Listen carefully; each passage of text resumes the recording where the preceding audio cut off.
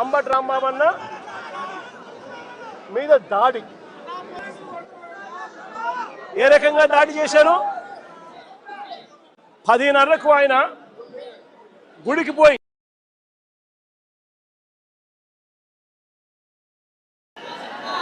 గుడిలో పొద్దున్నే చంద్రబాబు నాయుడు గారికి జ్ఞానోదయం రావాలి అని చెప్పి పూజ చేసి గుడిలో నుంచి ఆయన బయటకు వస్తూ ఉంటే గుడి నుంచి మళ్ళీ ఆయన ఇంటికి వచ్చే మార్గంలో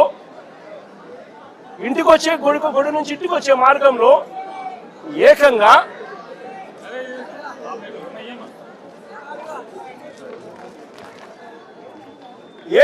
గుడి నుంచి తాను ఇంటికి వచ్చే మార్గంలో ఈ మాదిరిగా కట్టెలు పట్టుకొని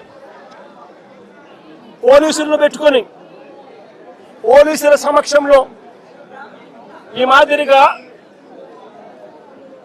అడ్డగించాలని చెప్పి రాంబాబుని అడ్డగించాలని చెప్పి ఈ మాదిరిగా నడి రోడ్డు మీద పోలీసుల సమక్షంలో పోలీసులను పక్కన పెట్టుకొని కర్రలులా పట్టుకొని కర్రలతో తెలుగుదేశం పార్టీ వాళ్ళు కారు అడ్డగిస్తే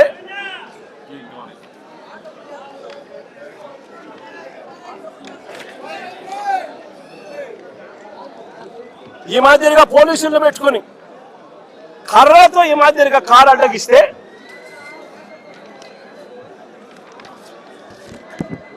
కారులో ఉన్న రాంబాబన్నను కారు అడ్డగిచ్చి కారును బాదుతూ పోలీసుల సమక్షంలోనే అనకూడని మాటలంటూ బూతులు తిడుతూ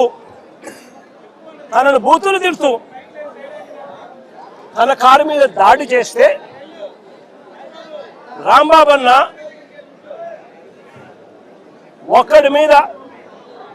ఒక కారు మీద ఇంతమంది దుండగులు వచ్చి బూతులు తిడుతూ పోలీసుల సమక్షంలో మీడియా కూడా వాళ్ళ తెలుగుదేశం పార్టీకి సంబంధించిన మీడియాను కూడా అక్కడే పెట్టుకొని వాళ్ళందరి సమక్షంలో బూతులు తిడుతూ రాంబాబన్న కారును అడ్డగిస్తే రాంబాబన్న వాళ్ళ బూతులు తిట్టినందుకు రెస్పాన్స్గా రియాక్ట్ అయ్యాడు ఆయన. ఆ రియాక్ట్ అయ్యే దాంట్లో ఆయన నోట్లో నుంచి ఒక్కడే ఉండడం వల్ల ఇంతమంది చుట్టుముట్టి ఆయనను కారును బాదుతా ఉన్నారు. ఒక వైపున ఆయన మీద దాడి జరుగుతూ ఉంది, మరోవైపున ఆయన తిడుతూ ఉన్నారు. అలాంటి సందర్భంలో ఆయన కూడా నోట్లో నుంచి 2-3 తిట్లేమన్నా తిట్టాడు. ఒక రియాక్షన్గా జరిగింది.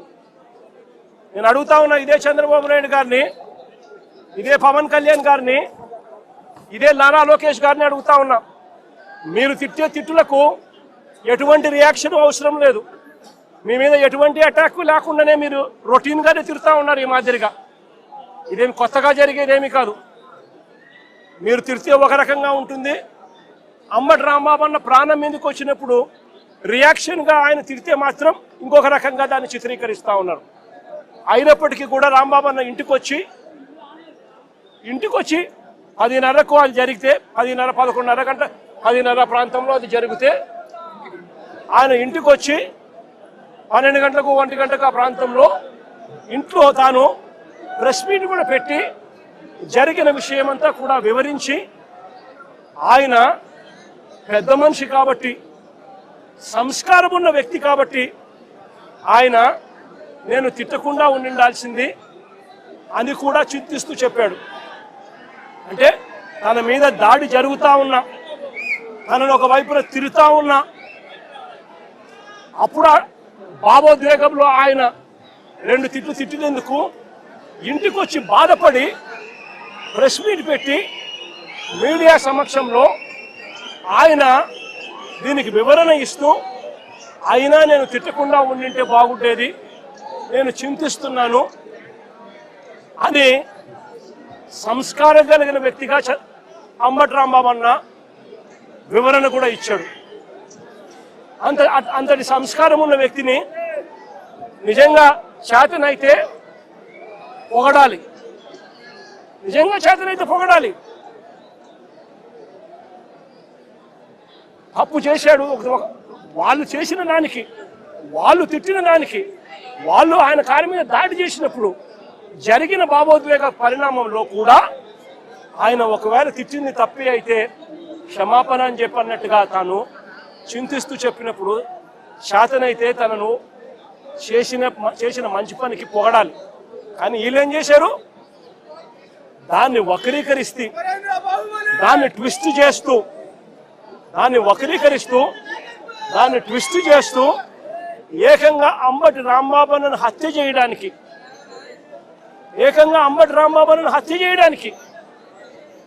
ఏకంగా 5 గంటల నుంచి, సాయంత్రం 5 గంటల నుంచి రాత్రి 1 గంట దాకా,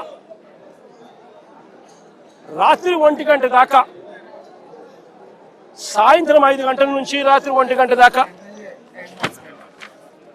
సాక్షాత్తు ఈవిడ ఎమ్మెల్యే గల్లా మాధవి ఇక్కడ మనుషులను వేసుకొని వచ్చి ఈవిడ ఆధ్వర్యంలోనే రాంబాబన్న ఇంట్లో దాడి, 5 కార్ల ధ్వంసం, అద్దాలు ఇంట్లో ఇరిగిపోయినాయి, సామాన్లు ఇంట్లో ఇరిగిపోయినాయి, పక్కనున్న ఆఫీసులో మొత్తం అన్ని పగలగొట్టేసినారు.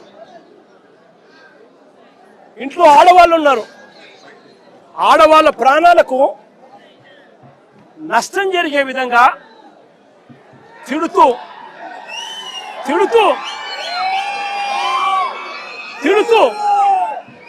వీళ్ళు వ్యవహరించిన తీరు ఇది. గల్లా మాధవి ఎమ్మెల్యే గారి భర్త సాక్షాత్తు అంబటి రాంబాబు ఆఫీసును పగల కొడుతూ ఆ రూమ్లో ఉన్నప్పుడు ఫోటో. నేను అడుగుతా ఉన్నా,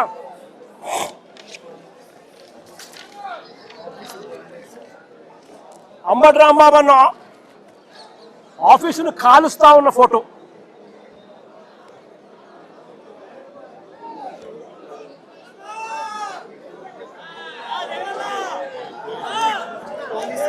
నేను అడుగుతా ఉన్నా, ఇవన్నీ పోలీసుల సమక్షంలోనే 5 గంటల నుంచి ఇవన్నీ జరుగుతూ ఉంటే, 5 గంటల నుంచి రాత్రి 1 గంట దాకా ఇవన్నీ జరుగుతూ ఉంటే పోలీసుల సమక్షంలోనే 5 కార్లు ధ్వంసం చేశారు. ఇల్లు మొత్తం, ఆఫీసు మొత్తం తగలబెట్టారు, ఆఫీసులో సామాన్లన్నీ విరగొట్టారు, ఇంట్లో ఉన్న అద్దాలన్నీ పగలగొట్టారు, ఇంట్లో ఆడోళ్ళు ఉండాలని కూడా చూడుకోకుండా ఏకంగా ఇంట్లోకి వచ్చే కార్యక్రమం చేశారు పోలీసుల సమక్షం.